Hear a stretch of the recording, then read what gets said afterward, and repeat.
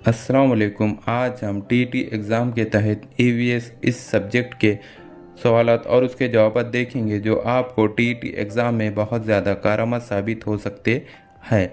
इससे पहले के वीडियो में भी हमने history, geography, psychology, child development के बहुत से सवालात और उसके जवाब देखे हैं जो आपको बहुत ज़्यादा कारआमद साबित हो रहे होंगे। उसके अलावा हमने बहुत से पेपर सॉल्यूशन भी देखे हैं। आज हम हिस्ट्री इस सब्जेक्ट के सवालात और उसके जवाब देखेंगे। तो यहाँ पर सबसे पहला सवाल इस तरह पूछा गया है कि फरवरी 1917 को रूस के किस मुकाम पर मजदूरों ने हड़ताल की थी।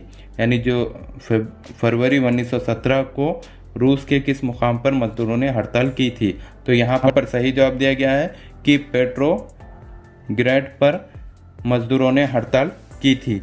अब यहाँ पर अगला सवाल पूछा गया है कि मसोलिनी ने इटली का इख्तियार कब अपने हाथ में लिया था। जो मसोलिनी था उसने इटली का इख्तियार कब अपने हाथों में लिया था। तो यहाँ पर सही जवाब दिया गया है 1922 ईस्वी में उसने अपने हाथों में इख्तियार लिया था। अब यहाँ पर अगला सवाल पूछा गया है कि फास्ट जमात की बुनियाद किसने डाली थी। तो यहाँ पर सही जवाब दिया गया है बेंटो मुसोलिनी ने डाली थी। अब यहाँ पर अगला सवाल पूछा गया है कि लाठियों के गट्ठे में एक अटकी हुई कुल्हाड़ी की जमात का निशान था। तो यहाँ पर सही जवाब दिया गया है फस्ताई का निशान था।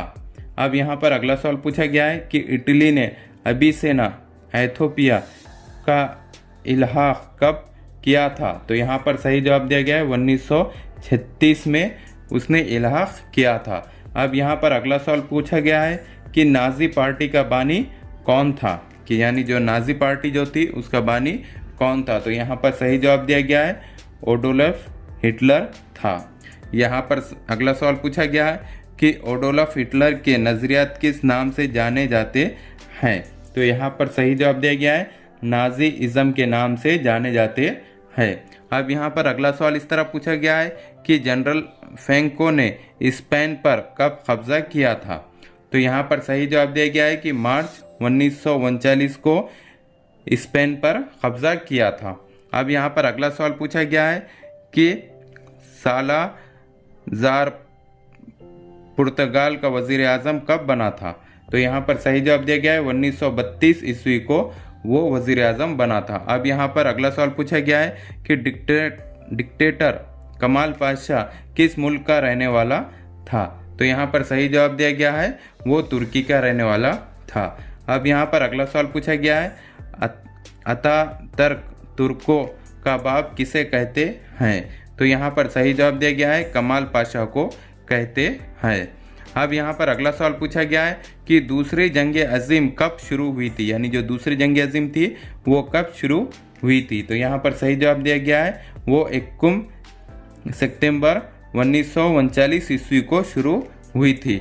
अब यहाँ पर अगला सवाल पूछा गया है कि दूसरी आलमी जंग कब ख़त्म हुई। यानी जो दूसरी आलमी जंग थी वो कब ख़त्म हुई। तो यहाँ पर सही जवाब दिया गया है वो 14 अगस्त 1945 ईस्वी को ख़त्म हुई। अब यहाँ पर अगला सवाल पूछा गया है कि दूसरी आलमी जंग का फौरी सबब क्या था। यानी जो दूसरी आलमी जंग हुई थी उसका सबसे ज़रूरी सबब या फौरी सबब क्या था। तो यहाँ पर सही जवाब दिया गया है कि जर्मनी का पोलैंड पर हमला करना। यानी जर्मनी ने जब पोलैंड पर हमला किया था उसके फौरी बाद दूसरी आलमी जंग चालू हो गई थी। अब यहाँ पर अगला सवाल पूछा गया है कि जर्मनी ने पोलैंड पर कब हमला किया था।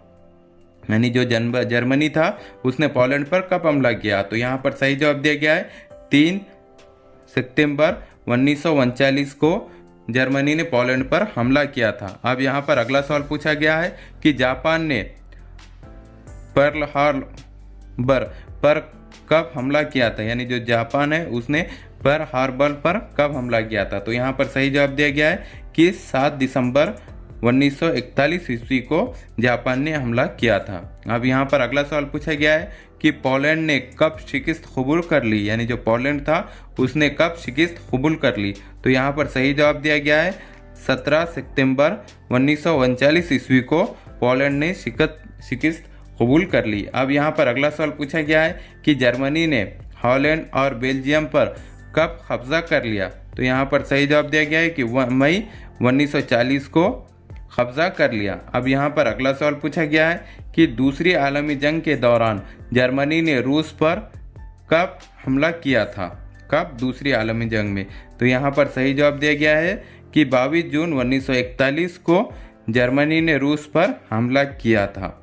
अब यहाँ पर अगला सवाल पूछा गया है कि दूसरी आलमी जंग के दौरान जर्मन फौज ने कितने दिनों तक लेनिनग्राड का मुहासरा किया था? तो यहाँ पर सही जवाब दिया गया है कि 900 दिनों तक मुहासरा किया था। अब यहाँ पर अगला सवाल पूछा गया है कि हिटलर ने खुदकुशी कब की थी? यानी जो हिटलर था उसने खुदकुशी कब की थी? तो यहाँ पर सही जवाब दिया गया है कि 7 मई 1945 ईस्वी को हिटलर ने खुदकुशी की थी।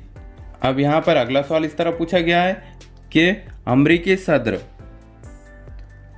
वुडरो विल्सन और फ्रैंकलिन रूजवेल्ट ने कौन सा नजरिया पेश किया था? तो यहाँ पर सही जवाब दिया गया है कि हक खुद मुख्तारी का नजरिया पेश किया था। अब यहाँ पर अगला सवाल पूछा गया है कि श्रीलंका सेलोन कब आज़ाद हुआ? यानी श्रीलंका कब आज़ाद हुआ? तो यहाँ पर सही जवाब दिया गया है कि 1947 ईस्वी को श्रीलंका आज़ाद हुआ। यहाँ पर अगला सवाल है कि बर्मा म्यांमार कब आज़ाद हुआ? यानी जो बर्मा था वो कब आज़ाद हुआ? तो यहाँ पर सही जवाब दिया गया है वो 1948 ईस्वी को आज़ाद हुआ। अब यहाँ पर अगला सवाल है कि बर्मा की आज़ादी की लड़ाई का कायद कौन था? यानी जो बर्मा की जो आज़ादी हुई थी उसका लड़ाई का कायद कौन था? तो यहाँ पर सही जवाब दिया गया है हांग सान था। अब यहाँ पर अगला सवाल पूछा गया है कि 1945 में इंडोचीन की अवाम ने किसकी क़यादत में आज़ादी की लड़ाई जारी रखी? तो यहाँ पर सही जवाब दिया गया है हो ची मिन्ह की क़यादत में आज़ादी की लड़ाई जारी रखी। अब यहाँ पर अगला सवाल पूछा गया है कि वियतनाम का वजूद कब हुआ? जो वियतनाम है उसका वजूद कब हुआ? तो यहाँ पर सही जवाब है 1975 ईस्वी को वियतनाम का वजूद हुआ। अब यहाँ पर अगला सवाल है कि बांग्लादेश कब आज़ाद हुआ? यानी बांग्लादेश को आज़ादी कब मिली? तो यहाँ पर सही जवाब है 1971 ईस्वी को बांग्लादेश आज़ाद हुआ। यहाँ पर अगला सवाल पूछा गया है कि इंडोनेशिया किसकी क़यादत में आज़ाद हुआ? तो यहाँ पर सही जवाब दिया गया है कि इंडोनेशिया डॉक्टर सुकार्नो की क़यादत में आज़ाद हुआ। अब यहाँ पर अगला सवाल पूछा गया है कि इंडोनेशिया कब आज़ाद हुआ? यानी इंडोनेशिया जो है उसको आज़ादी कब मिली? तो यहाँ पर सही जवाब है कि 1945 ईस्वी को इंडोनेशिया को आज़ादी मिली। अब यहाँ पर अगला सवाल पूछा गया है कि घाना कब आज़ाद हुआ? यानी जो घाना है वो उसको आज़ादी कब मिली? तो यहाँ पर सही जवाब दिया गया है उसको आज़ादी 1957 ईस्वी को मिली। यानी 1957 ईस्वी को घाना आज़ाद हुआ। अब यहाँ पर अगला सवाल है कि घाना किसके क़यादत में आज़ाद हुआ? अब जो घाना था वो किसके क़यादत में आज़ाद हुआ? यहाँ पर सही जवाब दिया गया है कि कौम नेक्रो मियाँ की क़यादत में घाना आज़ाद हुआ। अब यहाँ पर अगला सवाल पूछा गया है कि मुहिबान वतन महज पार्टी का बानी कौन था? तो यहाँ पर सही जवाब दिया गया है कि रॉबर्ट मुगाबे ये पार्टी का बानी था। अब यहाँ पर अगला सवाल पूछा गया है कि रोडोशिया कब आज़ाद हुआ? तो यहाँ पर सही जवाब दिया गया है कि 1980 को आज़ाद हुआ। अब यहाँ पर अगला सवाल पूछा गया है कि अफ्रीका में रंग व नस्ल के खिलाफ किसने तवील लड़ाई लड़ी? तो यहाँ पर सही जवाब दिया गया है नेल्सन मंडेला ने अफ्रीका में रंग व नस्ल के खिलाफ तवील लड़ाई लड़ी। अब यहाँ पर अगला सवाल पूछा गया है कि इंडियन नेशनल कांग्रेस का क़याम कब अमल में आया? तो यहाँ पर सही जवाब दिया गया है कि इंडियन नेशनल कांग्रेस का क़याम 1885 ईस्वी में अमल में आया। अब यहाँ पर अगला सवाल है कि मजलिस अक़वाम मुत्तहिदा का पहला इजलास कब मुनाक़िद किया गया? तो यहाँ पर सही जवाब दिया गया है 10 जनवरी 1920 को मजलिस अक़वाम मुत्तहिदा का पहला इजलास मुनाक़िद किया गया। अब यहाँ पर अगला सवाल है कि अक़वाम मुत्तहिदा ने अपना अमल कब शुरू किया? यानी जो अक़वाम मुत्तहिदा है उसने सबसे पहला अमल कब शुरू किया वजूद में आने के बाद? तो यहाँ पर सही जवाब दिया गया है कि 24 अक्टूबर 1945 ईस्वी को अक़वाम मुत्तहिदा ने अपना अमल चालू किया। अब यहाँ पर अगला सवाल है कि अक़वाम मुत्तहिदा के सेक्रेटरीट के आला ओहदेदार को क्या कहते हैं? तो यहाँ पर सही जवाब दिया गया है जनरल सेक्रेटरी कहते हैं। अब यहाँ पर अगला सवाल है कि सेक्रेटरीट का पहला जनरल सेक्रेटरी कौन था? तो यहाँ पर सही जवाब दिया गया है कि ट्रागोए ली था। अब यहाँ पर अगला सवाल पूछा गया है कि 1953 में अक़वाम मुत्तहिदा के इजलास की सदारत किसने की थी? तो यहाँ पर सही जवाब दिया गया है विजय लक्ष्मी पंडित ने की थी 1953 ईस्वी में अक़वाम मुत्तहिदा की इजलास की सदारत। अब यहाँ पर अगला सवाल पूछा गया है कि अल्बर्ट आइंस्टाइन ने तवानाई, मादा और रोशनी का नज़रिया कब पेश किया? तो यहाँ पर सही जवाब है 1905 ईस्वी को उसने अपना नज़रिया पेश किया। अब यहाँ पर अगला सवाल पूछा गया है कि सर्द जंग की इस्तेलाह सबसे पहले किसने पेश की? जो सर्द जंग है उसकी इस्तेलाह सबसे पहले किसने पेश की? तो यहाँ पर सही जवाब दिया गया है वॉल्टर लिपमैन ने पेश की। यहाँ पर अगला सवाल पूछा गया है कि अफराद को शहरी बनाने का इल्म को क्या कहते हैं? यानी जो अफराद है उसको शहरी बनाने के इल्म को क्या कहते हैं? तो उसको शहरियत कहते हैं। यानी उसको क्या कहते हैं? शहरियत कहते हैं। अब यहाँ पर अगला सवाल पूछा गया है कि कदीम शहरी रियासत क्या कहलाती है? जो कदीम शहरी रियासत है वो क्या कहलाती है? तो यहाँ पर सही जवाब दिया गया है वो सियोटॉस कहलाती है। अब यहाँ पर अगला सवाल पूछा गया है कि अक़वाम मुत्तहिदा ने इंसानी हुकूक़ के आलमी ऐलान कब मंजूर किया? तो यहाँ पर सही जवाब दिया गया है कि 10 जनवरी 1948 ईस्वी में उसने मंजूर किया। अब यहाँ पर अगला सवाल है कि किस दिन को यौम हुकूक़ इंसानी के तौर पर मनाते हैं? तो यहाँ पर सही जवाब दिया गया है कि 10 दिसंबर को यौम हुकूक़ इंसानी के तौर पर मनाते हैं। अब यहाँ पर अगला सवाल पूछा गया है कि दस्तूर हिंद की रूह से भारत कैसा मुल्क है? तो यहाँ पर सही जवाब है भारत सेकुलर मुल्क है। अब यहाँ पर अगला सवाल पूछा गया है कि तीनों किस्म की फ़ौज का सरबराह कौन होता है? जो तीनों किस्म की जो फ़ौज है वो फ़ौज का सरबराह कौन होता है? तो यहाँ पर सही जवाब दिया गया है सदर जमहूरिया उनका सरबराह होता है। अब यहाँ पर अगला सवाल पूछा गया है कि भारत की बर्री फ़ौज का हेडक्वार्टर कहाँ है? यानी जो भारत की जो बर्री फ़ौज है उसका हेडक्वार्टर कहाँ है? तो यहाँ पर सही जवाब है उसका हेडक्वार्टर दिल्ली में है। अब यहाँ पर अगला सवाल पूछा गया है कि बर्री फ़ौज के सबसे बड़े ओहदेदार को क्या कहते हैं? जो बर्री फ़ौज का सबसे बड़ा ओहदेदार होता है उसे क्या कहते हैं? तो यहाँ पर सही जवाब दिया गया है उसको फ़ौज का सालार आज़म कहते हैं। अब यहाँ पर अगला सवाल पूछा गया है कि रियासत महाराष्ट्र के होम गार्ड के आला अफसर को क्या कहते हैं? जो रियासत महाराष्ट्र है उसके होम गार्ड के किसके होम गार्ड के आला अफसर को क्या कहते हैं? तो यहाँ पर सही जवाब दिया गया है उसको कमांडर जनरल कहते हैं। अब यहाँ पर अगला सवाल पूछा गया है कि नेशनल डिफेंस एकेडमी कहाँ वाक़ है? तो यहाँ पर सही जवाब दिया गया है नेशनल डिफेंस एकेडमी पूना में वाक़ है।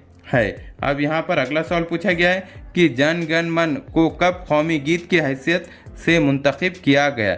जो जन गण मन जो गीत है उसको कौमी गीत की हैसियत से कब मुंतखब किया गया? तो यहाँ पर सही जवाब है उसको 24 जनवरी 1950 को कौमी गीत की हैसियत से मुंतखब किया गया। अब यहाँ पर अगला सवाल है कि हमारे परचम को कब कौमी परचम तस्लीम किया गया? यानी जो हमारा परचम जो तिरंगा परचम है उसको कब कौमी परचम तस्लीम किया गया? तो यहाँ पर सही जवाब है उसको 22 जुलाई 1947 ईस्वी को तस्लीम किया गया। अब यहाँ पर अगला सवाल है कि भारत की सरकारी मोहर के नीचे क्या लिखा हुआ है? यानी जो भारत की जो सरकारी मोहर है उसके नीचे क्या लिखा हुआ है? तो यहाँ पर सही जवाब है उसके नीचे है सत्यमेव जयते लिखा हुआ है। अब यहाँ पर अगला सवाल पूछा गया है कि भारत की सरकारी मोहर के नीचे कौन से 2 जानवरों की तस्वीर है? तो यहाँ पर सही जवाब दिया गया है उसके नीचे बैल और घोड़े की तस्वीर है। अब यहाँ पर अगला सवाल पूछा गया है कि भारत की सरकारी मोहर को कब मंजूरी दी गई? यानी जो भारत की जो सरकारी मोहर है उसको भी कब मंजूरी दी गई? तो यहाँ पर सही जवाब है कि उसको मंजूरी 26 जनवरी 1950 ईस्वी को दी गई। अब यहाँ पर अगला सवाल है कि डॉक्टर अंबेडकर का यौम विलादत किसकी हैसियत से मनाते हैं। तो यहाँ पर सही जवाब दिया गया है कि यौम मसावत के तौर पर डॉक्टर बाबा साहेब अम्बेडकर का यौम विलादत मनाते हैं। अब यहाँ पर अगला सवाल है कि मनसूबा बंदी कमीशन का क़याम कब अमल में आया। जो मनसूबा बंदी जो कमीशन है उसका क़याम कब अमल में आया। तो यहाँ पर सही जवाब है उसका क़याम 1950 ईस्वी को अमल में आया। इस तरह के हमारे एजुकेशनल वीडियो देखने के लिए हमारे चैनल को सब्सक्राइब करें, बेल आइकन दबाएं, लाइक करें, शेयर करें और आगे की वीडियो बनाने के लिए हमें कमेंट्स करें। Thank you.